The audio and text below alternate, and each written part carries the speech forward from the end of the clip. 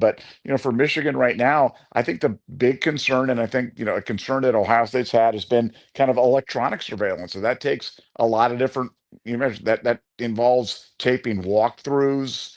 Ohio State's had guys scan the sidelines and scan the things before bowl games to make sure that they're not being recorded on that stuff. And before the Georgia game, they found cameras that were pointed at the field. They said that it was kind of quiet and it was just something for a camera that was set up for a documentary.